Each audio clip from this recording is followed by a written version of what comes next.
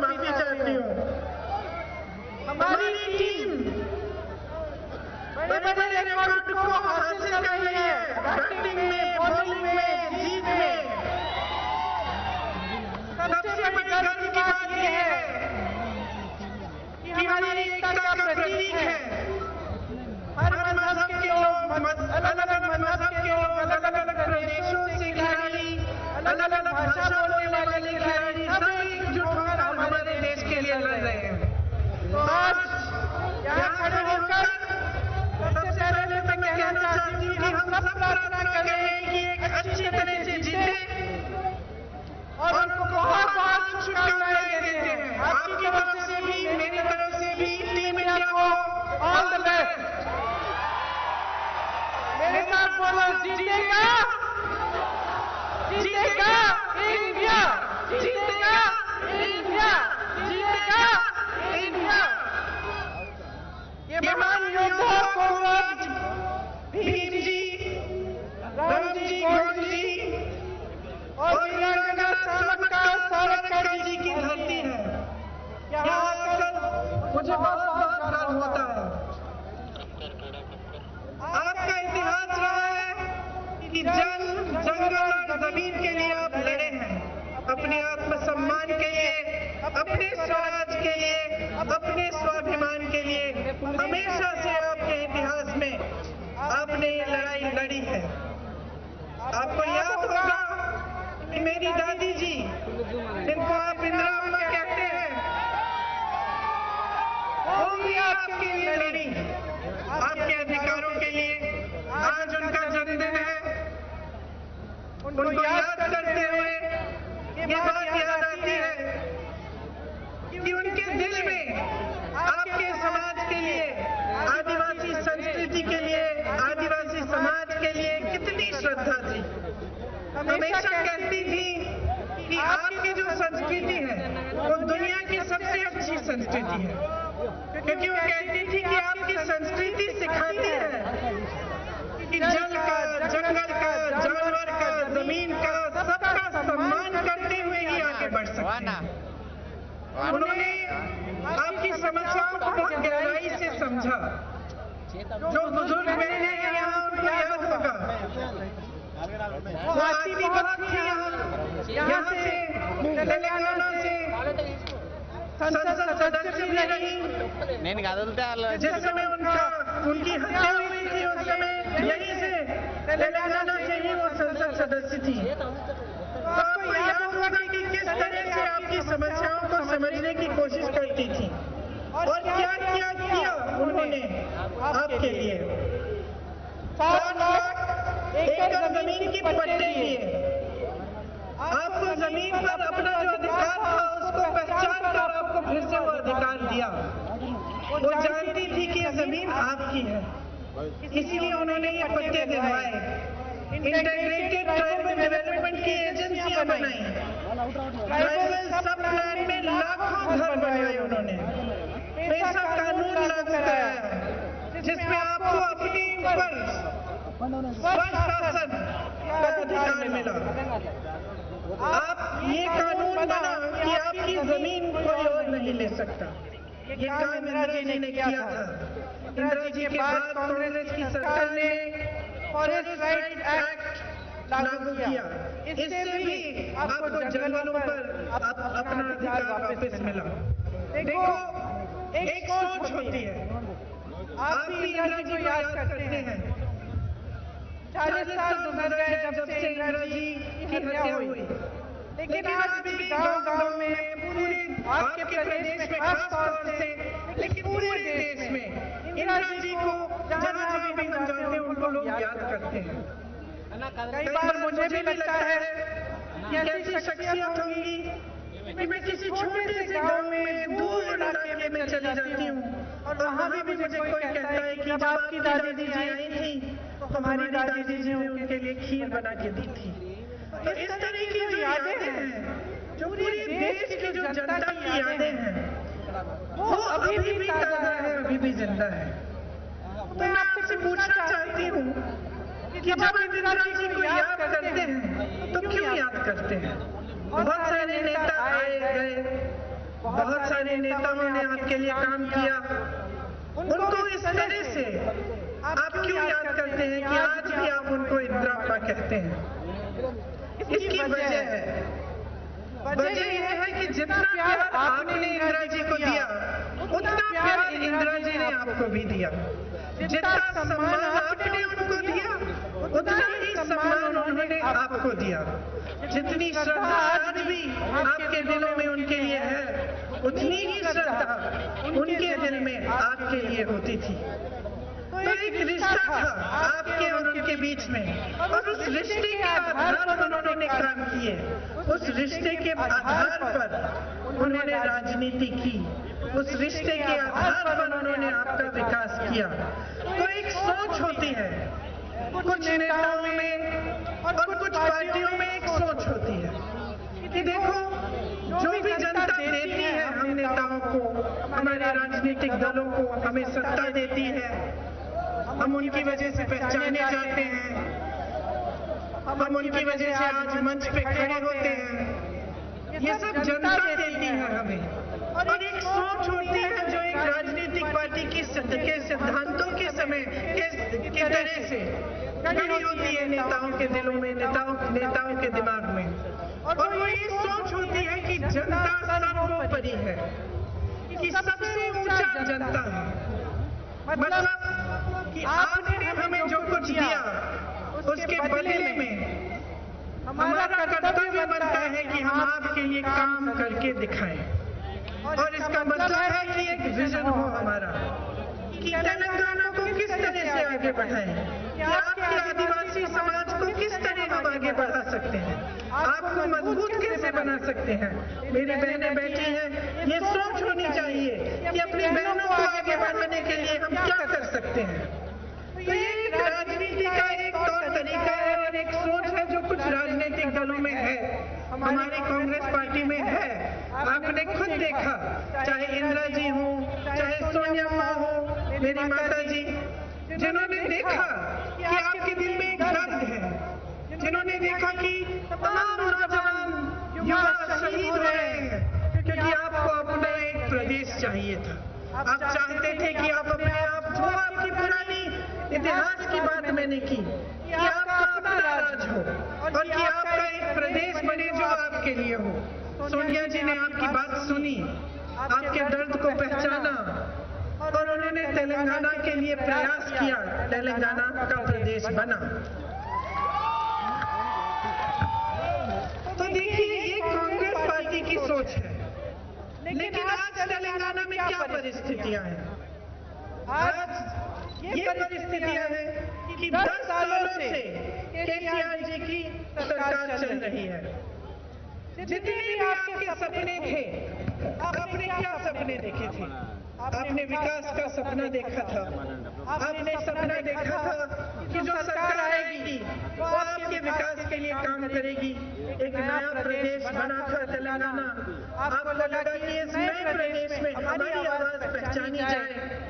जिन नौजवानों को, जो नौजवान शहीद हुए, जिन्होंने आंदोलन किया, उनके लिए, उनके सम्मान के लिए जो उनके सपने थे वो साकार हों, यही आपका सपना था। लेकिन केसीआर जी की 10 सालों से सरकार चल रही है, ये सपना साकार नहीं हुआ।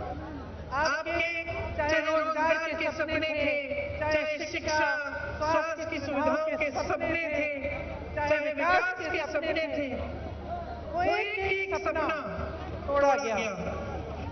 आज जो तेलंगाना में सरकार चल रही है, वो सिर्फ अमीरों के लिए चल रही है, गरीबों के लिए, आदिवासी बहन भाइयों के लिए, आम जनता के लिए, मिडिल क्लास के लिए नहीं चल रही है।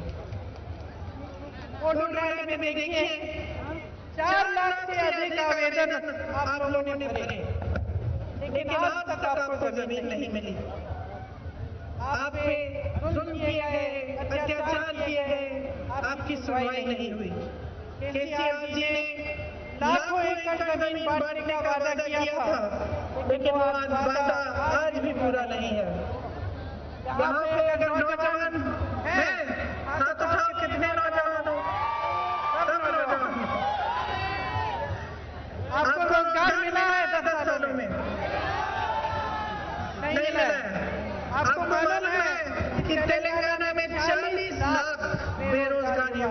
के दिन में 40 लाख बेरोजगार युवा हैं।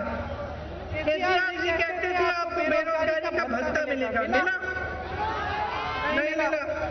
तो ना आपको रोजगार मिला, ना आपको बेरोजगारी का भत्ता मिला, आपको नौकरी नहीं दे पाए।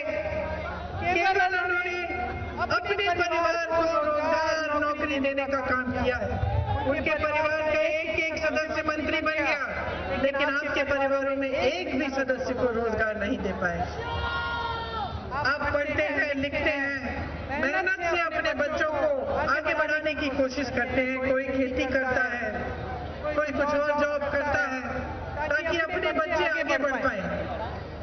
लेकिन बच्चों की फीस देने के बावजूद, उनको प्राइवेट में भी ट्यूशन देने के बावजूद, जब वो परीक्षा करते हैं तो पेपर लीक हो जाते हैं, घोटाले हो जाते हैं। टीएसपीएससी का एग्जाम आपने देखा, आगे भविष्य में सिर्फ अंधकार दिखता है। और जब एक प्रदेश में या एक देश में नौजवान को अपना भविष्य उज्जवल नहीं दिखता, वो कितनी भी प्रयास करे, कितनी भी मेहनत करे, लेकिन उसको ये लगता है कि मैं कुछ भी कर लूं फिर भी मैं आगे बढ़ नहीं पाऊंगा, तो बहुत ही दुखद स्थिति बन जाती है उस प्रदेश की, उस देश की। आज तेलंगाना में इतने गहरे दुख हो रहे हैं नौजवानों के कि आत्महत्याएं बढ़ रही हैं, क्योंकि उनको लगता है कि हम पढ़ाई करते हैं, लिखाई करते हैं, मेहनत करते हैं, फिर भी कुछ नहीं होता। कांग्रेस पार्टी कह रही है कि अगर हमारी सरकार बनेगी तो हम एक जॉब कैलेंडर निकालेंगे। जॉब कैलेंडर में लिखा जाएगा कि आपकी परीक्षाएं कौन सी डेट पे होंगी, परीक्षा का रिजल्ट कब आएगा, और परीक्षा के रिजल्ट आने के बाद कौन सी डेट पे आपकी जो नियुक्तियां हैं वो शुरू होंगी।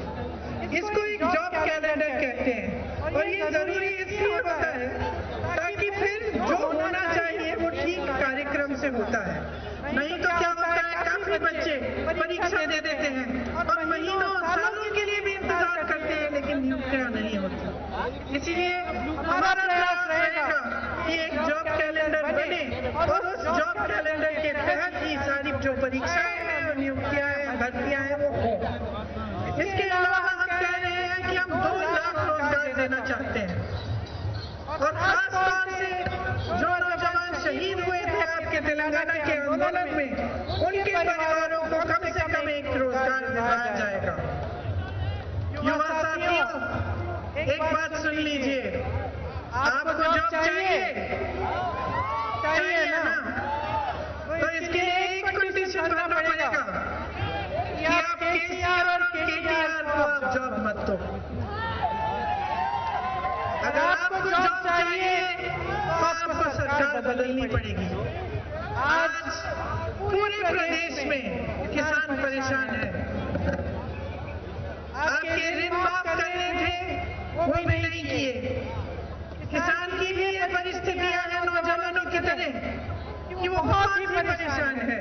एक तरफ केंद्र सरकार की तरफ से महंगाई बढ़ती चली जा रही है, पेट्रोल डीजल महंगा हो गया है, टैक्स लग रही है हर चीज में, आगे बढ़ना, खेती से कमाई करना बहुत ही मुश्किल हो गया है।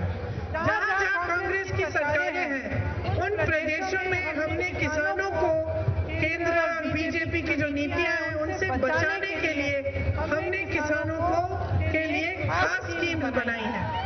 और हम चाहते हैं कि अगर हमारी सरकार यहाँ आए तेलंगाना में, तो हम भी किसानों के लिए यहाँ पे ऐसी स्कीमें लाएं और ऐसी चीजें करें जिनसे आपकी सहायता हो। 2 लाख रुपए तक हम फसल ऋण माफ करना चाहते हैं। और अगर 3 दिसंबर को हमारी सरकार आई तो कांग्रेस पार्टी कहती है कि आपके कर्ज माफ करने का काम शुरू हो जाएगा।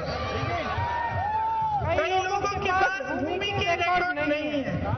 केसीआर जी ने धरनी पोर्टल शुरू किया था, आप सबको मालूम होगा।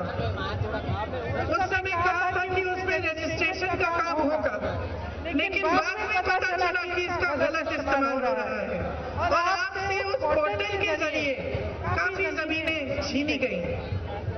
इस तरह की चीजों को बंद कराना और आपके लिए सही काम सही तरह से स्कीमें बनाना, ये कांग्रेस करेगी। कांग्रेस पार्टी ये भी कह जब हमारी सरकार बनेगी तो आपको MSP की गारंटी मिलेगी। धान के लिए आपको 2500 रुपए मिलेंगे, सोयाबीन के लिए 4400 रुपए, मक्के के लिए 2200 रुपए, गन्ना के लिए 4000 रुपए, अरहर के लिए 6700 रुपए और कॉटन के लिए 6500 रुपए। ये सब काम हम आपके लिए करना चाहते हैं। आजकल आपके प्रदेश में बहुत घोटाले हो रहे हैं। कालेश्वरम परियोजना में आपने देखा कि कितना बड़ा घोटाला हुआ। मिशन भागीरथ में भी घोटाला हुआ। बड़े बड़े जितने भी प्रोजेक्ट्स हैं उसमें कमीशन खा के सरकार ने आपको लूटा है। देखिए, सरकार का ना कोई पैसा नहीं होता। जो सरकार का पैसा होता है वो जनता का पैसा होता है। जनता की संपत्ति होती है जो सरकार जनता के लिए इस्तेमाल करती है। और जब ऐसी सरकार आती है कि आपके जो पैसे हैं, आपकी संपत्ति वो लूटती है और आपको निकालती है, आपके लिए काम नहीं करती, तो आपको एकदम सावधान होना चाहिए। देखिए, जो बीजेपी की सरकार है केंद्र में, उसने क्या किया? जो देश की संपत्ति है, बड़े हवाई अड्डे हैं, बंदरगाह है, जितनी भी देश की सरकारी बड़ी बड़ी कंपनियां हैं, वो अपने बड़े बड़े उद्योगपति दोस्तों को दे दिए। जो कर्ज बड़े बड़े उद्योगपतियों के थे उनको हजारों करोड़ों में माफ कर दिया। लेकिन जब किसान के कर्ज की माफी की बात आई तो उन्होंने कहा कि पैसे नहीं है। जब सरकारी कर्मचारियों के पेंशन की बात आई तो उन्होंने कहा कि हमारे पास पुराने पेंशन के लिए पैसे नहीं है।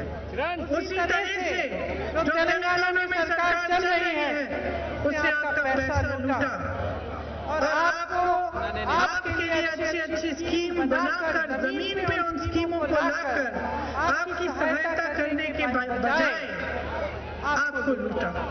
तो आपको समझना पड़ेगा कि 10 सालों में जो भी हुआ है तेलंगाना में, sand mafia, land mafia, wine mafia, mine mafia, सबको सरकार ने उन संरक्षण दिया, फूलने फलने दिया। लेकिन यहाँ का किसान, मजदूर, नौजवान, यहाँ की बहनें आपको आगे बढ़ाने का काम नहीं किया। आपको ठीक तरह से सोच समझकर अब आगे बढ़ना पड़ेगा। या तो आप अपने प्रदेश में 10 साल, 5 साल और यही 10 साल का राज लाओ, जिसमें आपके लिए कुछ किया नहीं, जिसमें आपने सिर्फ लूट देखा, सिर्फ केसीआर जी के परिवार का विकास देखा, सिर्फ ये देखा कि जितने भी बड़े बड़े नेता हैं वो अपने महल बना रहे हैं, उनका अच्छा जीवन गुजर रहा है, लेकिन आप तरस रहे हैं, आप परेशान हैं। और आप ये सब खुद अपनी आंखों से देख रहे हैं और आपका अपना अनुभव है कि आपका जीवन वही का वही रहा है, आपकी तरक्की नहीं हो रही है। तो आप बदलाव लाएंगे, तो आप ये प्रयास करेंगे कि इस चुनाव के बाद एक ऐसी सरकार आए जो आपके लिए काम करे। आप देखिए, मोदी जी यहाँ आते हैं, वो कालेश्वरम के घोटाले के बारे में बात नहीं करते, सिंचाई के घोटाले के बारे में बात नहीं करते, शराब के घोटाले के बारे में बात नहीं करते, लेकिन वो कांग्रेस के नेताओं के घर में अपनी बड़ी बड़ी एजेंसी ईडी, सीबीआई भेज देते हैं कि जाइए जांच करिए। लेकिन जो घोटाले यहाँ हुए हैं, जिनसे आपके पैसे लूटे गए हैं, उनके बारे में जांच करने के बारे में उन्होंने कुछ नहीं न कहा और न किया। बीजेपी और केसीआर जी मिले हुए हैं। आपको ये बात अच्छी तरह से समझनी पड़ेगी। देखिए, जब भी पार्लियामेंट में कोई बिल आती है तो केसीआर जी की पार्टी बीजेपी के साथ में उसके लिए उनकी सहायता करने के लिए वोट देती है। समझ लीजिए, जब काले कानून आए थे किसानों के लिए, तब टीआरएस ने बीजेपी के साथ उन कानूनों को वोट दिया पार्लियामेंट में। उनके साथ साथ ओवैसी जी भी हैं। ओवैसी जी हर प्रदेश में, अलग अलग प्रदेशों में चुनाव लड़ते हैं। और मेरी बात ध्यान से सुनिए, कहीं पे 90 सीट लड़ेंगे, कहीं पे 50 सीट लड़ेंगे, कहीं पे 40 सीट लड़ेंगे।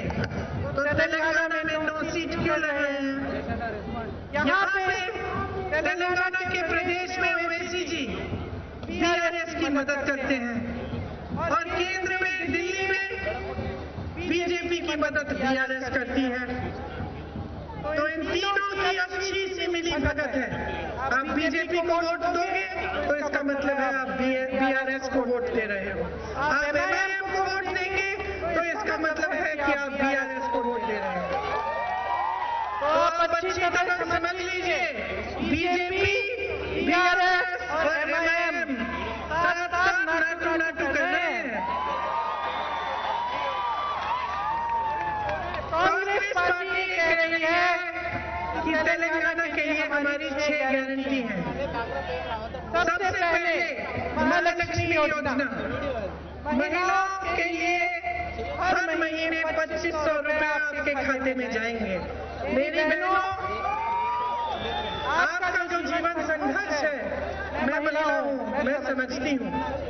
आप संकटों का सामना करती हैं, आप खेतों में भी काम करती हैं, आप जॉब भी करती हैं, नौकरी भी करती हैं, लेकिन पूरा घर का काम आप संभालती हैं, पूरे समाज का बोझ आप संभालती हैं, लेकिन समाज आपकी सहायता कम करता है।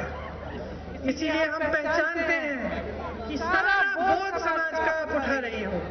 आप बच्चों की परवरिश करती हो, अपने बच्चों के लिए जी जान दे दोगी। जिस दिन आपके घर में कमाई का पैसा नहीं आता, आप नहीं खाओगी, लेकिन अपने बच्चों को जरूर खाना खिलाओगी किसी न किसी तरह से, है कि नहीं? हम ये समझते हैं बहनों, इसलिए हमारी पार्टी चाहती है कि आपके जेब में, आपके पास थोड़े से पैसे डायरेक्ट आपके पास आए। तो हम कह रहे हैं कि आप खाता जब खोलेंगे तो 2500 रुपए जब हमारी सरकार बनेगी आपके खातों में डायरेक्ट डाला जाएगा हर महीने, ताकि आपके पास कुछ हो जिससे आप भी अपने पैरों पे खड़े हो पाए।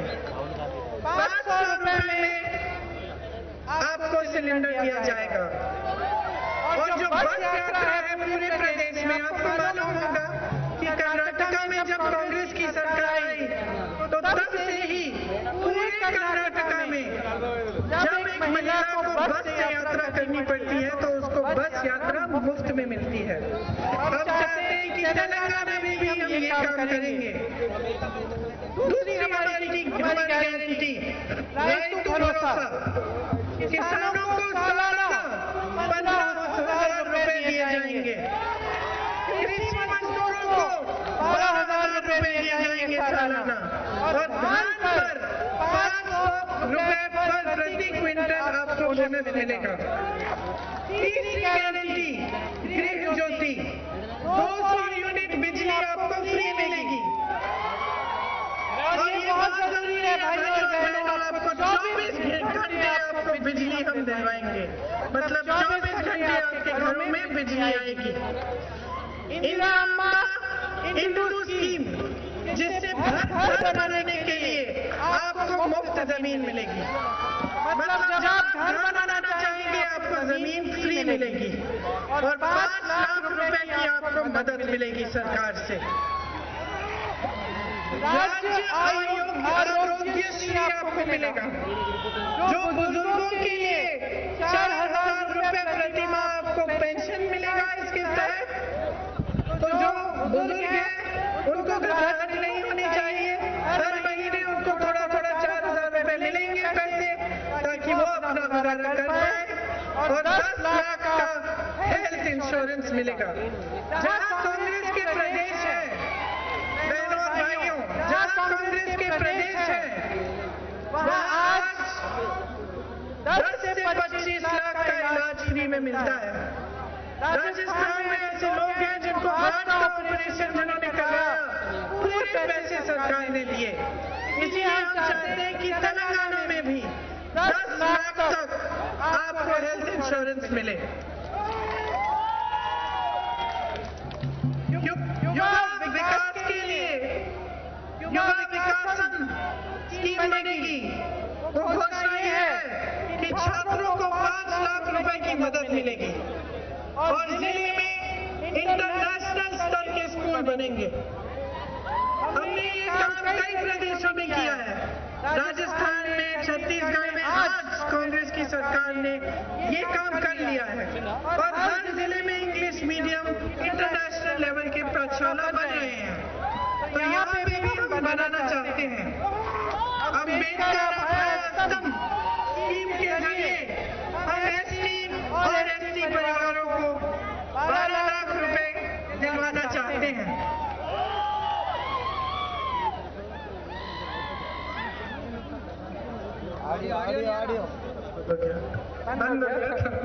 देखिए, कांग्रेस की जो बुनियाद है वो गांधी जी ने डाली। गांधी जी कहते थे कि जब तक ग्राम स्वराज नहीं होगा, जब तक गांव के लोग सशक्त नहीं बनेंगे, तब तक हमारा देश स्वतंत्र नहीं हो पाएगा। ये गांधी जी कहते थे। गांधी जी के बाद जितने भी कांग्रेस के नेता आए, सबने प्रयास किया कि आप मजबूत बने, आपकी तरक्की हो। इंदिरा अम्मा की मैंने बात की, मैंने आपको बताया कि कितने सच्चे दिल से आपके लिए उन्होंने काम किया। बचपन से हमें उन्होंने यही सिखाया कि जब सरकार बनती है, सरकार को सत्ता मिलती है, तो सत्ता का मतलब ये नहीं है कि अपने आप को और लोगों को भूल जाओ। उन्होंने हमेशा ये सिखाया कि जनता में सबसे ज्यादा विवेक होता है, जनता में सबसे ज्यादा शक्ति होती है। जब सत्ता मिलती है तब जनता के लिए काम करना हमारा कर्तव्य है और जनता को हम के प्रति हम जवाबदेह होते हैं। लेकिन अफसोस ये है कि तेलंगाना में जो 10 सालों से सरकार रही है वो अपनी जवाबदेही भूल गई है, अपनी ड्यूटी भूल गई है आपके प्रति। वो जितना भी काम कर रहे हैं आपसे लेने के लिए, आपको देने के लिए नहीं कर रहे हैं। इसलिए बहनों और भाइयों, मैं आपसे पूछना चाहती हूँ, यहाँ आकर खासतौर से आज के दिन जबकि इंदिरा जी का जन्मदिन है, मैं आपसे वोट नहीं मांगना चाहती, मैं आपकी जागरूकता मांगना चाहती हूँ। मैं चाहती हूँ कि जितने भी नेता हों, चाहे बीआरएस के हों, चाहे भाजपा के हों, चाहे कांग्रेस पार्टी के न हों, आप उनको जवाबदेह बनाएं। जवाबदेही का क्या मतलब है कि आप सवाल उठाएं, आप उनसे पूछें कि हमारे लिए क्या किया है तुमने और हमारे लिए क्या करोगे। ये बहुत ही जरूरी है। आज केसीआर जी आपके सामने आते हैं और कर्नाटक की बात करते हैं। कर्नाटक की क्यों बात करते हैं? जब हम ऐसे प्रदेश में जाते हैं जहां हमारी सरकार है, मान लो हम छत्तीसगढ़ जाते हैं प्रचार करने के लिए, तो घर से वहां मंच पे खड़े होकर हम कहते हैं कि देखो बहनों और भाइयों, 5 सालों में हमारी सरकार ने आपके लिए कितना काम किया। हम कहते हैं देखो हमने काम किया, इस काम के आधार पर वोट दो। केसीआर जी आते हैं, कहते हैं कि कर्नाटक में ये हो रहा है, कर्नाटक में कांग्रेस सरकार ऐसा कर रही है। आपके सामने ये क्यों नहीं कहते कि देखो भाइयों और बहनों, हमने 10 सालों में तेलंगाना की कितनी तरक्की की है, उस तरक्की के आधार पर हमें वोट दो। क्योंकि कह नहीं सकते बहनों और भाइयों, कह नहीं सकते, क्योंकि उन्होंने आपके लिए सच्चाई से, सच्चे दिल से काम नहीं किया। इसीलिए आज मैं आपकी जागरूकता मांग रही हूँ, मैं मांग रही हूँ कि आप सवाल उठाएं। आज जो घोषणाएं मैं करके जा रही हूँ, अगर हमारी सरकार आती है और अगर 5 सालों में हमारी सरकार ने इन घोषणाओं को पूरा नहीं किया, तो आप हमें भी जवाबदेह बनाओ, आप हमें भी बदल डालो।